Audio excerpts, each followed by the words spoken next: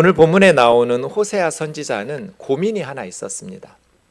고멜이라는 여인과 결혼을 해서 2남 1녀를 두었습니다. 그런데 자기 아내였던 고멜이라는 여인이 남편인 호세아 선지자와 새 아이들을 버리고 다른 남자하고 바람이 나서 떠나버렸습니다. 남편과 아이들을 버리고 떠났으면 행복하게 잘 살았으면 좋았을 텐데 그 남자에게도 버림을 받고 이제 아내였던 고멜이 노예시장에 나왔다는 소식을 들었습니다. 그런데 하나님이 다른 남자와 바람이 나서 떠났던 너의 전 부인 고멜을 노예시장에 가서 전 재산을 들여서 사오라는 거예요. 여러분 같으면 그 여자를 다시 전 재산을 들여서 사와서 다시 아내로 맞이할 수 있을 것 같으세요? 이것이 호세아 선지자의 고민이었습니다. 자기와 새 아이들을 버리고 다른 남자하고 바람나서 떠나버린 여자가 노예시장에서 이제 비참하게 살게 됐습니다. 어찌 보면 인과응보야, 천벌을 받았으니 고소하다 이렇게 생각할 수도 있는데 하나님은 이 호세아 선지자에게 그 여인을 다시 사와서 아내로 삼으라고 명령하십니다. 왜냐하면 이 호세아 선지자의 고민이 하나님의 고민이었습니다. 이스라엘 백성들이 하나님이 싫다고 버리고 떠났어요. 고멜처럼. 하나님이 싫다고 버리고 떠났는데 문제는 하나님의 마음이에요. 그 하나님의 백성들을 포기할 수가 없는 거예요. 그래서 예수님을 십자가에 벌거벗겨서 못 박아 죽이게 하는 독생자 예수 그리스도의 생명을 바쳐가면서까지 다시 하나님이 싫다고 떠난 바람난 고멜과 같은 이스라엘 백성들을 사서 하나님의 자녀로 삼아야겠다고. 이게 하나님의 고민이거든요. 모른 척 외면하자니 마음이 괴롭고 데리고 다시 오자니 너무나 마음이 또 괴롭고 호세아 선지자의 고민이 하나님의 고민이었습니다. 본문 8절에 보시면 에브라임이여 내가 어찌 너를 놓겠느냐 이스라엘이여 내가 어찌 너를 버리겠느냐. 에브라임은 이스라엘 12지파 중에 한 지파입니다. 그래서 에브라임은 이스라엘을 대표하기 때문에 이스라엘이라고 말하면 됩니다. 똑같은 말을 2번 반복하셨다고 생각하시면 됩니다. 서울이여 내가 어찌 너를 놓겠느냐 대한민국이여 내가 어찌 너를 버리겠느냐 이런 식입니다. 너무나 악하게 살아요. 이스라엘 백성들이. 그래서 하나님께서 포기하고 싶어요. 내가 너를 어찌 아드마같이 놓겠느냐 어찌 너를 스보임같이 두겠느냐. 아드마와 스보임이라는 도시는 좀 익숙하지 않은 도시인데요. 소돔과 고모라는 익숙한 도시들일 겁니다. 아브라함 시대에 소돔과 고모라 사람들이 너무나 악하게 살아서 하나님께서 하늘에 유황불을 내리셔서 심판하셨습니다. 그때 소돔과 고모라 2 도시만 심판을 받은 것이 아니라 아드마와 스보임까지 4 도시가 함께 멸망했습니다. 아드마와 스보임은 소돔 고모라 옆에 있는 같이 악한 그런 나라들, 도시 국가였습니다. 그러니까 지금 하나님은 내가 어찌 너희를 소돔처럼 고모라처럼 포기하고 심판할 수 있겠느냐. 소돔과 고모라, 아드마, 스보임 사람들이 너무 악하게 살아요. 너무가 악하게 살아서 그 사람들을 가만 놔두면 선량한 다른 사람들이 죽게 돼요. 피해를 입어요. 그래서 하나님께서는 소돔과 고모라를 심판하실 수밖에 없었어요. 이스라엘 백성들이 고멜 같아요. 너무나 악하게 살아요. 그래서 하나님께서는 이제 더 이상 이스라엘 백성들을 놔둘 수가 없어요. 저 악한 사람들을 놔두시면 선량한 착한 사람들이 희생을 당해요. 악인들에 의해서. 그래서 소돔 고모라 아드마 스보임처럼 이스라엘 백성들을 심판하고 싶은데 그렇게 심판하려고 마음을 잡수시고 나면 하나님 마음이 괴로워요. 내 마음이 내 속에서 돌이키어 심판해야지. 하나님이 오래 참으시면서 기다리시는데도 회개하고 돌아올 줄을 몰라요. 악행을 그칠 줄을 몰라요. 심판을 받지 않으니까 오히려 더 담대하게 악을 행해요. 그래서 하나님께서 이제 소돔 고모라처럼 저놈들을 심판해야지 라고 마음을 잡수시는데, 그러자니 마음이 너무 괴로워요. 그래서 하나님 마음이 다시 돌이켜져요. 나의 긍휼이 온전히 불붙듯 하도다. 이 돌이킨다는 단어와 불붙는다는 단어가 굉장히 좀 특이한데요. 돌이킨다라는 단어는 하파크라는 이스라엘 말인데 이게 뒤집어졌다는 뜻이에요. 차량이 전복되듯이. 내가 심판해야지 라고 하나님께서 작정을 하셨는데, 그러자니 하나님의 마음이 불쌍히 여기는 긍휼의 마음이 불붙는 것 같아요. 이 불붙는다는 말은 까마르라는 말인데요. 불타오르다, 뜨겁게 달아오르다 이런 뜻이에요. 하나님의 마음이 쑥검댕이같이 까맣게 불타버려요. 심판받아야 돼요. 하나님을 믿지 않는 다른 나라 사람들보다 더 악해요. 이스라엘 사람들이. 교회 다닌다면서, 예수 믿는다면서 예수님 믿지 않는 세상 사람들보다 더 이기적이고 악하게 사는 사람들이 있어요. 그래서 하나님께서 심판해야지, 오래 참으시다가 심판하시려고 작정하셨는데, 그렇게 하나님이 마음을 먹고 나면 하나님 마음이 너무 괴로운 거예요. 그래서 심판을 하기로 작정하셨다가도 하나님 마음이 뒤집어지는 거예요.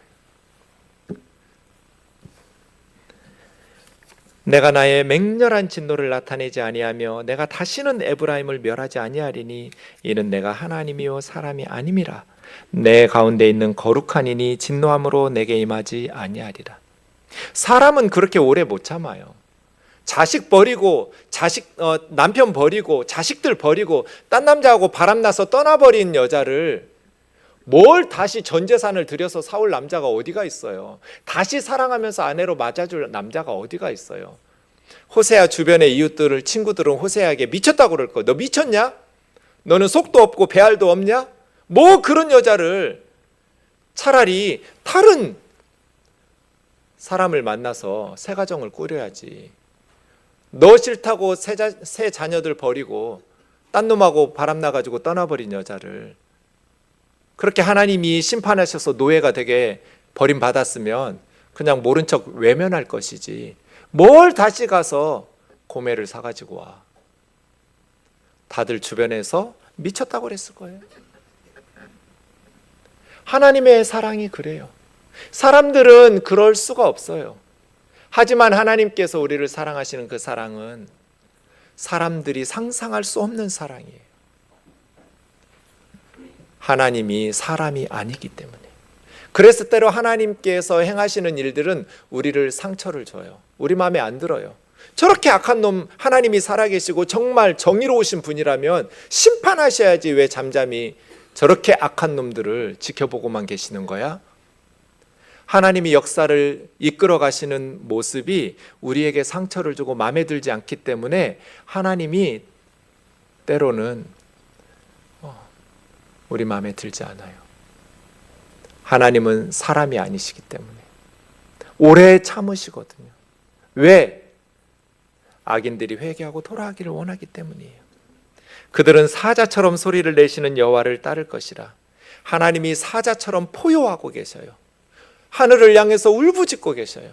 하나님의 백성들을 향해서 그 뜨거운 사랑으로 몸부림치면서 포효를 하니까 여호와께서 소리를 내시면 하나님의 자녀들, 자손들이 서쪽에서, 이스라엘 서쪽은 지중해예요. 바다예요. 서쪽으로 갔다는 것은 바다 건너서 멀리 땅끝까지 도망갔다는 것이에요.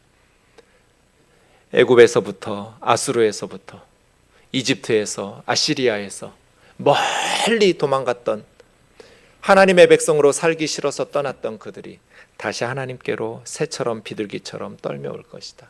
날아서 올 것이다. 하나님이 어떤 분인지 깨닫게 되면, 하나님의 사랑을 깨닫게 되면 하나님에게로 돌아올 거다. 내가 그들을 그들의 집에 머물게 하리라. 나 여호와의 말이니라. 이것이 오늘 본문의 하나님의 말씀이에요. 호세아야, 버림받은 고매를 다시 사오거라. 그래서 너의 아내로 삼아라. 왜냐하면 내가 내 백성 이스라엘을 포기할 수가 없다. 심판해야지. 그들이 망하든지 말든지 모른 척 외면해야지 라고 생각했다가도 긍휼의 마음이 새카맣게 타들어가서 내 마음이 자꾸 뒤집어진다. 내가 그들을 맹렬한 진노로 멸하지 않을 거야. 에스겔 18장 23절 우리 같이 읽겠습니다. 시작. 주 여호와의 말씀이니라. 내가 어찌 악인이 죽는 것을 조금인들 기뻐하랴. 그가 돌이켜 그 길에서 떠나 사는 것을 어찌 기뻐하지 아니하겠느냐. 악인이에요. 악인은 죽어 마땅하죠. 악하게 살았으니까요. 다른 선량한 피해자들을 없게 하기 위해서 악인은 심판받아야죠. 그런데 하나님은 우리 선량한 사람들의 하나님이시기도 하지만 그 악인들의 하나님이기도 해요. 내가 악인이 죽는 것을 조금인들 기뻐하랴. 하나님은 온 세상 사람들의 아버지이기 때문이에요. 그 악인들이 그 악한 길에서 돌이켜 사는 것을 내가 어찌 기뻐하지 아니하겠느냐. 우리 생각에는 저렇게 악하게 사는 놈은 진짜 회개하지 마라, 예수 믿지 마라, 그대로 살다가 지옥에 가라. 그건 사람의 생각이에요. 하나님은 그것을 조금도 원하지 않으세요. 아무리 악하게 산 사람들이라도 그 악한 길에서 돌이켜서 착하게 살면서 하나님에게 구원을 받고 천국에 가는 것을 하나님이 기뻐하시죠. 그래서 하나님의 생각은 우리 사람들의 생각과 좀 달라요. 히브리서 9장 27절도 같이 읽겠습니다. 시작. 한 번 죽는 것은 사람에게 정해진 것이요 그 외에는 심판이 있으리니. 첫 번째 문장은 다 동의하실 것 같습니다. 이 세상에 그 어떤 권력자도 영원히 살고 싶었던 욕심은 있었지만 살 수 없었어요. 한 번 죽는 것은 모든 사람에게 정해진 것이에요. 두 번째 줄은 둘로 나뉠 겁니다. 인정하는 사람도 있고 옳지 않다, 믿지 않는 사람도 있을 겁니다. 죽음 후에는 성경은 심판이 있다고 말합니다. 하나님 앞에 서야 된다는 뜻입니다. 네가 죽어봤니? 심판이 있는지 없는지 어떻게 알아? 천국이 있는지 지옥이 있는지 네가 어떻게 알아? 모른다라고 말씀하시는 분도 있고, 죽으면 무로 돌아가지 뭐 심판이 있겠어? 아무것도 없지. 만약에 죽으면 다 무로 돌아가고 아무것도 없다면 히틀러나 김일성 같은 사람들은 아주 럭키한 사람들입니다. 이 세상에서 그렇게 악하게 살았는데 죽어서 벌도 안 받아. 보이스피싱하고 남의 가정 죽이고 파괴하고 아이들 성폭행하고 온갖 악한 짓 이기적으로 살았던 사람들은 죽음 후에 심판이 없으면 그들은 굉장히 행복하다고 할 겁니다. 그러나 성경은 그렇게 말씀하지 않습니다. 한 번 죽는 것은 사람에게 정해진 것이고 그 후에는 심판을 받을 거라고, 하나님의 심판대 앞에 모든 사람이 서야 된다고 말씀하십니다. 문제는 로마서 3장 23절입니다. 모든 사람이 죄를 범하였음에 하나님의 영광에 이르지 못하더니. 그렇게 악하게 산 히틀러나 김일성뿐 아니라 모든 사람이 죄를 범하였기 때문에, 한 사람도 예외가 없이 모든 사람은 죄인이기 때문에 하나님의 영광에 이룰 수 없다. 하나님의 영광에 이룰 수 없다는 건 천국에 못 간다는 뜻입니다. 세상 사람들 사는 게 다 똑같다는 뜻은 아닙니다. 어떤 사람은 매우 고상하게 양심적으로 정직하게 사는 사람들이 있습니다. 산꼭대기 위에 높은 곳에서 고상하게 사는 사람들이 있고, 어떤 사람들은 정말 이기적으로 악하게 사는 저 지하 갱도 밑에서 밑바닥 인생을 사는 사람들도 있습니다. 차이가 큽니다. 하지만 악하게 갱도 밑에서 밑바닥 인생을 사는 사람이나 고상하게 정직하게 양심껏 높은 산 위에서 사는 사람이나 하늘의 별이 손에 닿지 않는 건 똑같습니다. 모든 사람이 죄를 범하였음에 하나님의 영광에 이르지 못한다. 내가 무슨 죄를 그렇게 많이 지었다고 양심껏 착하게 살면 천국이 있는지 지옥이 있는지 모르겠지만 나는 지옥에는 안 가겠지. 많은 현대인들이 이런 생각을 가지고 있는데 위험합니다. 착각이에요. 내가 무슨 죄를 그렇게 많이 지었어? 살인을 했어? 간음을 했어? 내가 무슨 죄를 그렇게 많이 졌다고 지옥에 가? 나쁜 짓도 하고 착한 짓도 하고 사람이 다 그렇게 사는 거지. 그렇지 않습니다. 제가 주일학교 어린아이였을 때 교회에서 우리 교회 부장집사님에게 들었던 설교입니다. 지금은 장로님이 되셨는데 그때는 집사님이셨습니다. 제가 농부의 아들이어서 시골에 있는 농촌 교회였는데 농사짓는 집사님들 다 농부들이었으니까요. 농사를 짓는 우리 부장집사님이 우리 아이들에게 뭐라고 설교하셨냐면 자기 친구 얘기를 했습니다. 그 친구도 농부입니다. 농부인 친구 아들이 서울대학교에 입학했습니다. 얼마나 행복했을까요? 힘들게 농사를 지어서 아들을 가르쳤는데 그 아들이 서울대학교에 입학했으니 이 아버지는 정말 아들이 자랑스러웠습니다. 한 학기가 지나고 여름방학이 되어서 아들에게서 전화가 왔습니다. 아버지, 우리 친구들이 우리 고향 시골 집에 좀 가서 놀다 오고 싶다고 하는데 데리고 가도 돼요? 그럼 친구들 데리고 오라고. 아버지가 아들에게 대답했습니다. 아들을 기다리는 거예요. 근데 그날 너무 바빠가지고 깨끗한 옷차림으로 아들과 친구들을 기다릴 수 없었어요. 그래서 그래도 몇 달 동안 아들을 못 본 아버지는 아들을 조금이라도 빨리 보려고 버스 정류장 근처에 가까이 있는 논에서 일을 하셨대요. 기다리다가 목이 빠지도록 기다리던 아들이 이제 도착할 버스가 도착했고 흙먼지를 날리면서 버스가 지나가고 흙먼지가 잦아드니 아들과 친구들이 아버지 눈에 보였어요. 별이 뜬 것 같았대요. 그 동네 생긴 이래로 가장 많은 서울대생이 방문한 날이에요. 아버지는 너무 자랑스럽고 행복했어요. 그래서 아들을 불렀어요. 아무개야. 그랬더니 이 아들이 못 들었는지 대답이 없어요. 그래서 더 큰 소리로 불렀어요. 아무개야. 그래서 아들 친구들이 자기 아들에게 말하는 거예요. 저기 아저씨가 너를 부른다. 아들이 아버지를 외면하고 지나가면서 친구들에게 말했어요. 괜찮아, 신경 쓸 거 없어. 우리 집 머슴이야.